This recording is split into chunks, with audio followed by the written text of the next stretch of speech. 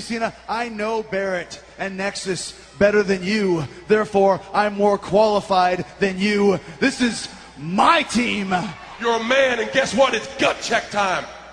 It's time to throw the Hail Mary. It's the fourth quarter. We got to do things that we don't normally do. Guess what? We got to coexist. Yes, you know Wade Barrett better than anyone. You know how he thinks. I'm saying it right now. Chris Jericho, you are essential to this team. I can climb the highest peak. I can stop the war. There you have it, ladies and gentlemen. A little bit of Fozzy Whalen in your ear as we return to the program here. It's live audio wrestling on Hardcore Sports Radio, Sirius 98. A little bit of Jericho's interplay there with John Cena from Raw earlier this week.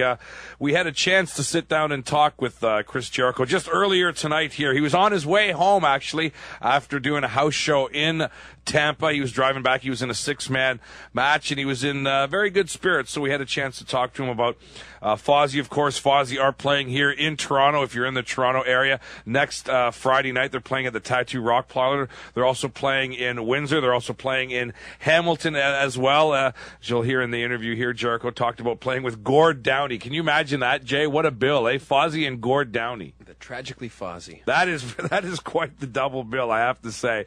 So we'll also get to hear about some of his stuff with his book, his DVD, all kinds of great stuff, and always a fun chat with Chris Jericho. So here we go. Chris Jericho in conversation with myself right here on Live Audio Wrestling. Let's talk about the Fozzy and going on tour and stuff like that. I noticed you're going to be here in Toronto next weekend. You're going to do Windsor as well.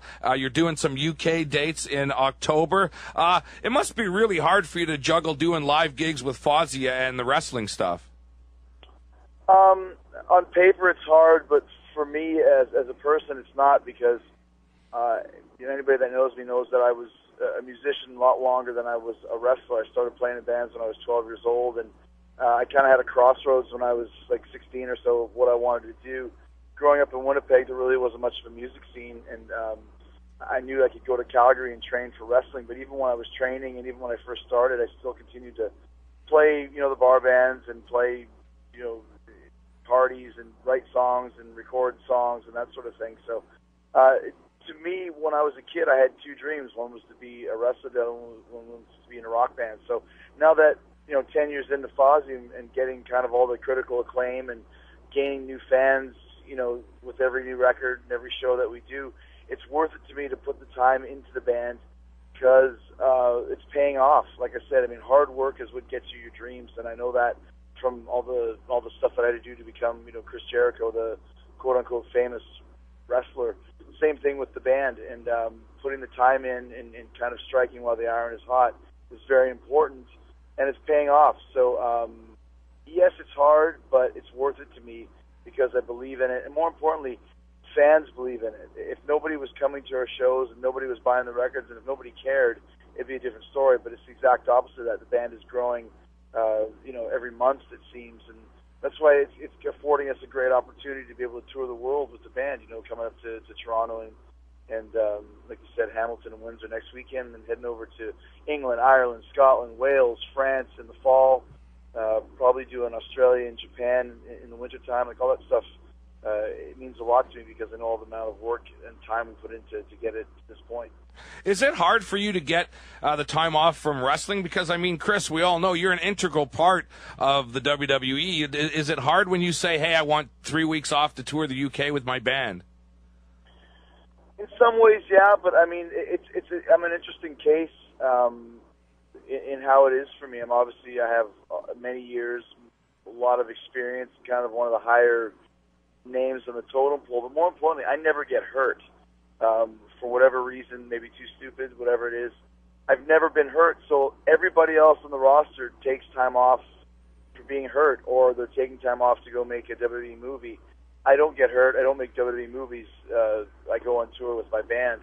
So it's kind of a no hassle situation because it's kind of an underlining acceptance that I'm going to be doing this from time to time, and there's a little resistance, but when the bottom line comes through, they know I need to do this to keep myself sane and to explore these other possibilities and not get hurt. All right, now one of the other things I want to talk about, Chris, I guess I can now call you the Wink Martindale of professional wrestling now, hosting your own game show, Downfall. Can you give us some insight into how you got hooked up with that whole thing? Because I thought you really did a great job hosting that show. This is Canada, so I prefer to be referred to as the Fergie Oliver. Okay. Just like Mom. Yeah. Yeah, no, man. I mean, it was a great opportunity for me, and I really enjoyed doing it. It was not easy to get. I mean, there was a huge audition process with, I think, 100 other guys involved and like 15 other people that were put on tape. So it was a really big project, and you know, it was a kind of a leap of faith for a couple of people that brought me in because you know a lot of people still see Jericho as the wrestler guy and not realize that that's just a character that I play on the show. And when I came to do Downfall, it was more of my real persona, and I got to show that to a lot of very influential people out in that, you know, in that world. So I really enjoyed it. I'm very proud of it, and the show, the series that we did, we filmed 6 shows, which ended up being 5 because we just basically ran out of contestants because we wanted to edit it quicker and all that sort of thing. So hopefully we'll get to do more. I've heard that the thing about doing some more in the fall, which would be great because it was very easy and a lot of fun, and if we don't do more, then I'm sure more projects and more opportunities will come because of it. So it was a huge deal for me. How fast did you shoot those, Chris? Was that all shot like in a day or 2 days? 3 days we shot them, from 9 p.m. to 5 a.m., 3 days in a row in L.A., because it had to take place at night, so we had to wait till the sun came down. And there's a couple times when we were up there that we were just running out of time because the sun was coming up. Right. That's one of the jokes I made in the show. We had to leave before we called this show Sundownfall. And it was getting to that point. So it was a pretty frantic pace, but that's one of the things I think I was able to impress with, you know, just having a lot of energy and a you know, a good work ethic. And when you work in the WWE for a long period of time, you get a good work ethic just from the schedule that we have and the amount of entertaining that we do on a night-to-night basis. Now, there's another thing here, too, that and I'm glad that this is finally happening because I can't believe they waited this long. It looks like the WWE is finally going to do a DVD, one of these big 3-disc sets on the history of your career. You got to be happy that they're finally putting one of those together. Yeah, I am happy about it. And once again, I mean, this has been a crazy year for me because I spent a lot of time on the DVD and choosing the matches and going through stuff to make sure that the extras were all great. And I mean, there's so much stuff to choose because it's been, you know, 20 years of Jericho, and they own almost all of that. So, yes. You know, everything from I got my first match against Lance Storm, October 2nd, 1990 is on there. The match I had with Ultimo Dragon from the Sumo Hall in Japan, July of 95, is on there. That's the match that I got my gig in ECW and WCW from. And then just this great plethora of matches from WCW, ECW, Smoky Mountain, WWE. There's the 90-minute, or actually about 2-hour documentary on there. And then some great extras of promos. And Chris, I have to ask, did the conspiracy vignettes from WCW make it on there? Absolutely. Oh. Absolutely it did, yeah. Oh, because it did. those that one vignette where you're sitting on the bench with the old lady explain, brilliant. Yeah.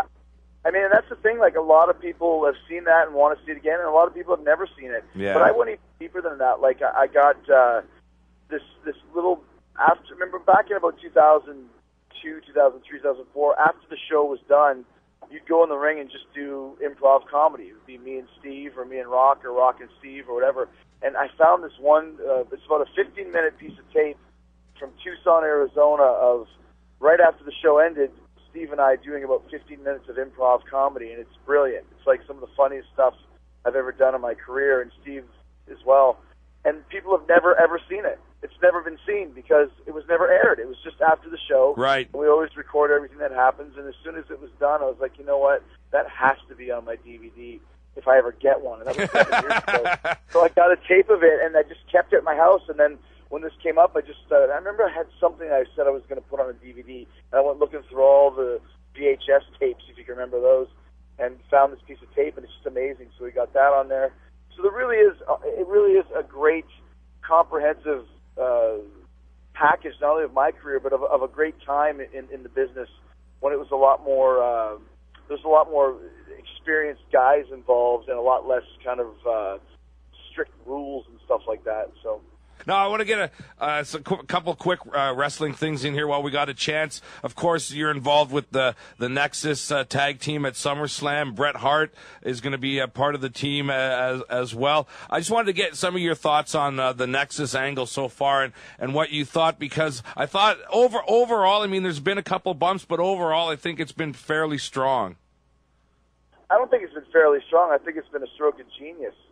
I think it's something that has got people talking, and of course there's critics and everything, you know, that's your job to do that, but I think the fact you took 7 guys that no one had ever heard of prior to February of this year and made them into the main event of SummerSlam in a viable, interesting, money-making match, I don't think that's ever been done before, ever in the history of the business. And, you know, like I said, you can think about it this way or that way, but the point is it worked. It's worked better than anything we've done in a while, and I'm very excited to be a part of it. Originally, I wasn't supposed to be. I was supposed to do something with somebody else, and that didn't work out, so then we started working on this. And it's great because it's like one of those things, taking lightning in a bottle. And more importantly, now you have this really cool dichotomy with this Cena team or Jericho team, whatever you want to call it, of, okay, Nexus is a well-oiled pack of wolves, and then you got a bunch of egomaniacs fighting it out to find out who's going to be the leader of a team. It really is a great story with so many different levels, and that's the best thing that we do in the WWE, is really involved, layered stories, and this is one of those really cool ones that that's been going on for a couple months, and I don't know if it's going to be the culmination of it at SummerSlam. It wouldn't surprise me to see it go further, but it's a lot of fun to be involved in it. I'm really enjoying it, and plus, it really is passing the torch and helping out some guys. Right. Like I've been telling them, this could be the biggest angle of your careers. You know, it's like some of you won't make it out alive, and that's really the truth. Some of you guys will never be as over as you are right now. So enjoy it and learn as much as you can and run with it as much as you can, because it might never happen again. All right, Mr. Jericho, sir. Well, thank you so much for joining us while driving back from the house show. Continued success. We look forward to seeing that big tag match at SummerSlam. And I myself, personally, I really look forward to the DVD and your book when it comes out.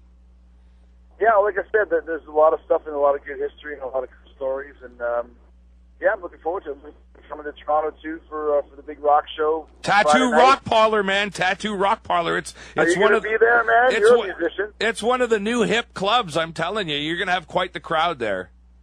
Well, we're excited. I mean, Toronto's a great town. We've played in Toronto a few times, but it's been like 5 years, and the band is tighter and heavier and better than ever. So I'm really looking forward to it. And then actually, it's funny because the next day we're doing a festival in Hamilton that I think Gord Downey's the headliner. Oh, wow! Yeah, it's kind of I think it's Fozzy, Gord Downey, Coney Hatch, and Buckwheat Vodka. Oh, Coney Hatch! You get to play with Coney Hatch. Wow. Yeah, and then we truck on over to Windsor to do a gig in Windsor as well on Saturday night. So we got 3 shows in 2 days, and it's going to be a great rock and roll weekend for Fozzy and all the Toronto rockers and Jericho fans. So we're excited. Oh, wow. There you go. Look at that, Jay. Fozzy, Gord Downey, Coney Hatch. Are you old enough to remember Coney Hatch? I don't know who that is. Monkey Bars, Swinging Stars, Count the Cars.